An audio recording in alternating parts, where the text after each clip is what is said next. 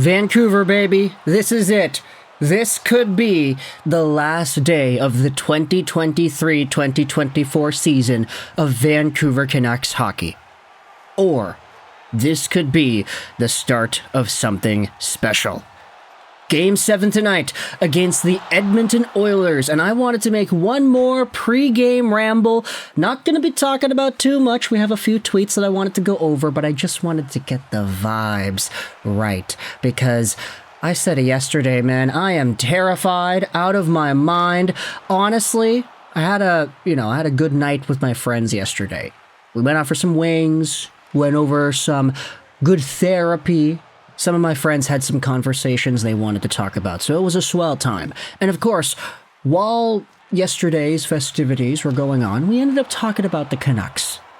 And because my friends know that I do the YouTube thing and I talk about hockey for a living, they're kind of like, okay, how are you feeling about it? And I say usually the same thing every time, that I am indeed terrified for the Vancouver Canucks heading into Game 7, but now, with all the stuff that's gone on, with the circumstances at hand, my big wish is, as long as they don't embarrass themselves, we'll be okay. Because even if the Canucks lose, as long as they play a good game, as long as they lose earnestly, as long as they look like they give a damn, that's all that matters. If we get a game like Game 6 2 nights ago, where they don't show up and they look terrible, then that's what I'm afraid of. That all the insecurities of being a Canucks fan and being a fan of a team that just cannot get it done and that chokes when the games matter the most and they can't hold the lead and they ultimately fumble away a 3-2 series victory. Maybe part of that is trauma because of 2011. Like, they were talking about this earlier on social media, but the last time Vancouver hosted a Game 7, it was arguably the worst day in franchise history. And no, I'm not talking about the 2020 Vegas series. That wasn't in Vancouver, that was in Edmonton. So, last time Vancouver fans saw a Game 7 in Vancouver, it was off the backs of a Game 5 where the Vancouver Canucks barely squeaked out a win. Like the Maxime Lapierre 1-0 Tim Thomas shutout-breaking goal where Luongo ended up winning the game, as we had said, 1-0. Or the JT Miller last-second 3-2 goal to give Vancouver the lead and to get Arturs Silovs the win. After the Canucks win a tight Game 5, they head over to the opposing city in Game 6. They get dominated like they did in Edmonton and in Boston. And then Game 7 against Boston and Vancouver, the Canucks embarrassed themselves one more time. We're all kind of scared that the same thing's going to happen here. And I feel a little bit more comfortable saying we are all kind of traumatized from that 2011 game. Because now, it's a chance to right the wrongs. And sure, it's not the same team, not the same people, not the same situation, but the circumstances are kind of the same.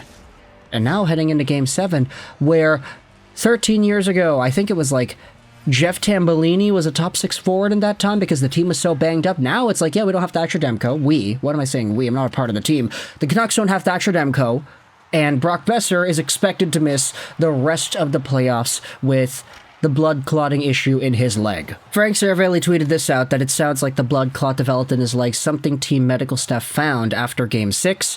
He has been placed on blood thinning medication and is not expected to be available to play again this season. It's a brutal break for the Vancouver Canucks leading goal scorer. And as we had said yesterday, all we can do is be thankful that the Canucks medical staff found this in Brock early. At least based off of all the reports we have seen, it appears that it's early. Blood clots are no joke, and worst case scenario, the outcomes can be absolutely devastating. So the fact that they're able to get this at a point where, according to the report from Friedman yesterday, it's not really a life-threatening situation, that's good. But at the same time, it gives the Vancouver Canucks yet another hurdle to climb over. And speaking about those hurdles, we had Dakota Joshua go out there and speak about this hurdle, that it adds fuel to the fire to get this done for Brock. No one is cheering for us more tonight than Brock Boeser. We'll be fighting for him.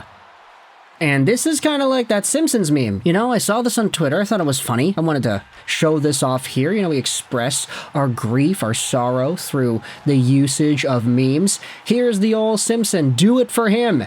And yeah, no, that is just a beautiful graphic. Beautiful, beautiful graphic. And even on the subreddit, there was a do it for them with Thatcher Demko included too. Canucks fans, man, this is gonna be pretty emotional.